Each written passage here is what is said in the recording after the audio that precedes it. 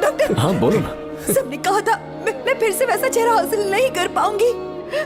आपने मुझे एक नई जिंदगी दी है doctor. Thank you doctor. Doctor आप जीनियस हैं। I love you doctor.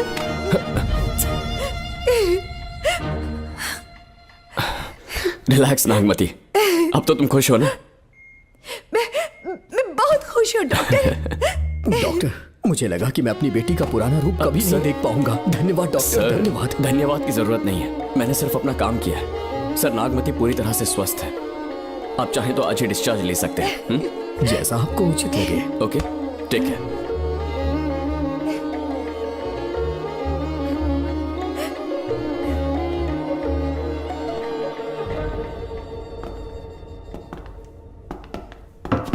हमारे घर पधारने के लिए बहुत बहुत धन्यवाद।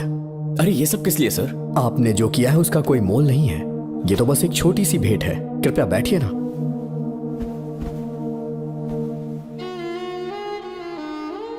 सर, आपसे एक जरूरी बात कहनी थी। हाँ, निसंकोच कहें।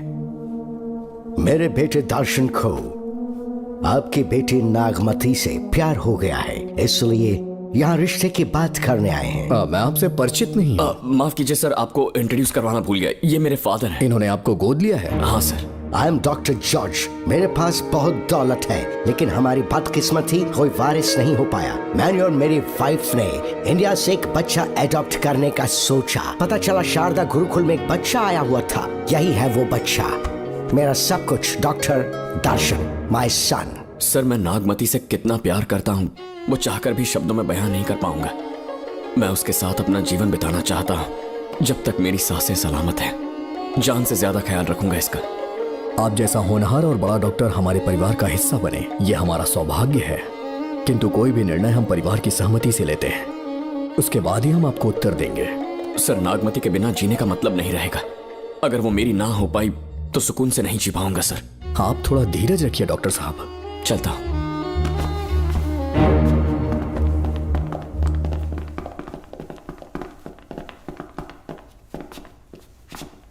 नागमती, पापा, तुम्हें जीवित रखने के लिए हमें यहां आना पड़ा, अपने देश तक को त्यागना पड़ा, और अब हम यहीं के होके रह गए हैं। तुम्हारे लिए हमने बहुत कुछ खोया। तुम्हारे लिए मैं कुछ भी कर सकता हूं। विवाह के पूर्व मैं उसकी सारी जानकारी चाहता हूं, तभी निर्णय लूंगा। आप जो कुछ भी करेंगे मेरी भलाई के लिए ही करेंगे। आपका जो भी फैसला हो मुझे मंजूर है। ठीक है। अखिलन। जी महाराज। हुकुम सरकार। डॉक्टर दर्शन का इतिहास जानना है मुझे। भारत जाके पता करो।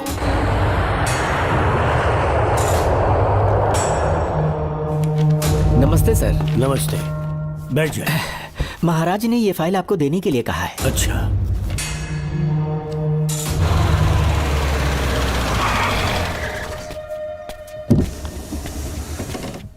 नमस्ते साहब। बैठ जाओ पीछे। साहब, शारदा गुरुकुल में दर्शन ने सिर्फ 1 साल पढ़ाई की, लेकिन विदेश से आए डॉक्टर जॉर्ज ने उसे गोद ले लिया और हमने उसे 7 साल पढ़ने का प्रमाण पत्र दे दिया साहब। दर्शन यहाँ से पहले कहाँ पढ़ाई कर रहा था? Mother higher secondary school Meenakshipuram, और उसका असली नाम दर्शन नहीं सूर्या है। अच्छा। हमारे गुरुकुल वाले जिसे भी गोद लेने के लिए देते हैं कभी उसका असली नाम नहीं बताते हैं, क्योंकि हम नहीं चाहते कि उसके अतीत के बारे में कुछ पता चले। आपने उसकी सारी डिटेल्स मांगी थी ना, वो इस फाइल में है साहब, ये लीजिए।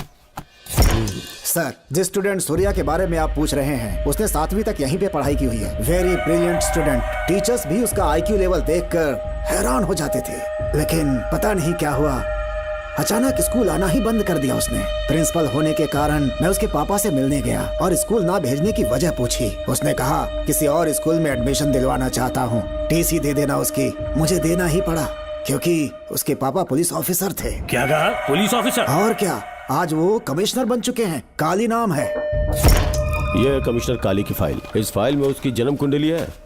सर, अभी प्रमोशन होने वाला है, ये बात बाहर न जाने पाए। हम लोग उसूल के पक्के होते हैं, इसीलिए तो बिना पूछे आपको फाइल दी। डॉक्टर चरण, ये है कमिश्नर की ऑफिशियल फाइल्स। 5 साल के लिए उसने मेडिकल लीव ली, जिसके सर्टिफिकेट्स आपने बनाए थे। उनकी छुट्टी लेने की असली वजह मुझे तुमसे जाननी है। वो सब मेडिकल रिपोर्ट के वो अंदर है सब ना। बकवास है। काली की स्पाइनल कॉर्ड में कोई डिफेक्ट हो गया था जो 5 साल के बाद ठीक हो पाएगी। उसके बाद वो ड्यूटी ज्वाइन कर सकता है, ऐसा तुमने सर्टिफिकेट में लिखा है। जिसके स्पाइनल कॉर्ड में प्रॉब्लम हो वो फिजिकल रिलेशन नहीं बना सकता, ये मेडिकल साइंस कहता है। शायद पुलिस डिपार्टमेंट इस बात से नावाकिफ है, लेकिन मेडिकल सर्टिफिकेट देने वाला डॉक्टर चरण जानता था।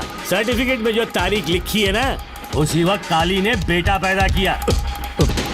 क्यों बे डॉक्टर, पसीना आ रहा है? तुम्हारा बनाया सर्टिफिकेट 100% झूठा है। दर्शन कमिश्नर काली का बेटा है। डीएनए टेस्ट की रिपोर्ट भी यही कहती है। कमिश्नर काली के परमिशन के बिना मैं कुछ नहीं बता सकता।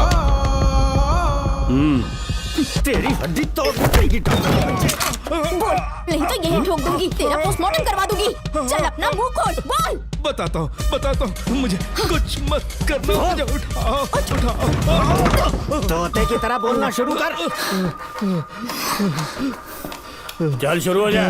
बताता हूँ, अपने हॉस्पिटल में मेंटल डिसऑर्डर में रहने वाले एक पेशेंट को नींद में सुलाने के लिए मेलेटोनिन मेडिसिन जब मैं दे रहा था तो डोज हेवी हो गई और वो पेशेंट मर गया। पोस्टमार्टम रिपोर्ट में डोज हेवी दी गई है, ये प्रूव होने के कारण पुलिस ने मेरे ऊपर एफआईआर फाइल कर दी। तब मैंने अपने एक दोस्त के जरिए असिस्टेंट कमिश्नर काली सर से मुलाकात की। मैं उनके पैरों में गिरकर मुझे बचा लो बोलकर गिड़गिड़ाया और बहुत सारा पैसा भी दिया। तब कहीं जाके उन्होंने ही मुझे बचाया। बाद में उन्होंने लॉन्ग लीव पे जाने के लिए मुझसे एक झूठा मेडिकल सर्टिफिकेट मांगा, मैंने बना के दे दिया। इस वक्त तुम्हारे हाथों में वही मेडिकल सर्टिफिकेट है। उसके बाद कमिश्नर काली एक दिन मुझसे मिलने के लिए मेरे घर पर आया। कई दिनों से सो नहीं पा रहा हूँ। ऐसा लगता है कोई मेरे अंदर आकर मेरे हाथ पैर खींच रहा है। यहाँ इस तरफ लगता है कोई मुझे कुछ कहने की कोशिश कर रहा है और यहाँ कोई मुझे थप्पड़ मार रहा है। मैंने सारे टेस्ट निकाल कर देख लिए, उन्हें किसी भी प्रकार की शारीरिक समस्या नहीं थी, लेकिन मानसिक रोग की समस्या थी।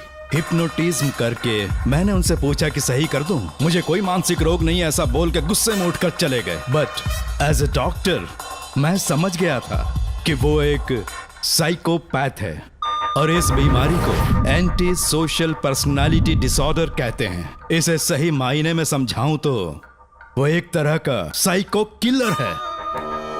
अगर मैं उसे सपोर्ट नहीं करता तो वो मुझे मार देता। फिर उसके बाद एक दिन काली तबीयत ठीक नहीं है बोल के डिप्रेशन में आया। एक इंजेक्शन लगाऊंगा ठीक हो जाओगे ऐसा झूठ बोलकर किसी से सच उगलवाने में इस्तेमाल करने वाला सोडियम पेंटोथॉल का इंजेक्शन लगाकर उसे बेहोशी की अवस्था में ले गया। अब बोलिए मिस्टर काली, अपने मन की बात जो किसी से नहीं बता सकते, अपने मन में ही दबाकर जिससे दुख उठा रहे हो, वो पूरी बात मुझे बता दो। सब कुछ बताऊंगा डॉक्टर, सब कुछ बताऊंगा। आइए बहन।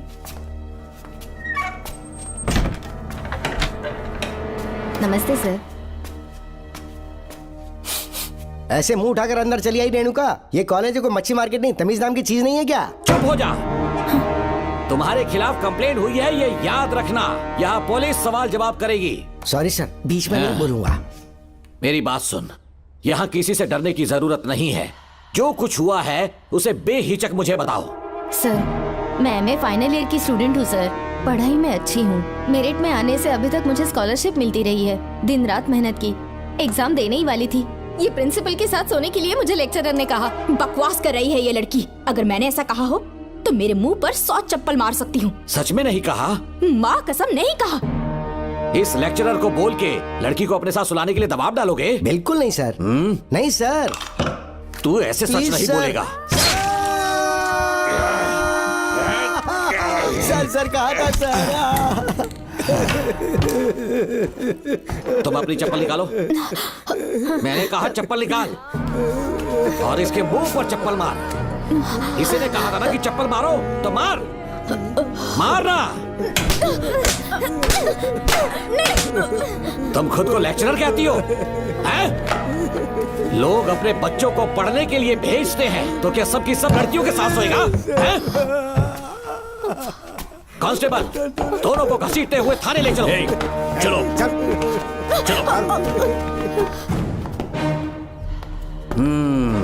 हर लड़की को तुम्हारे जैसी होना चाहिए। I like it.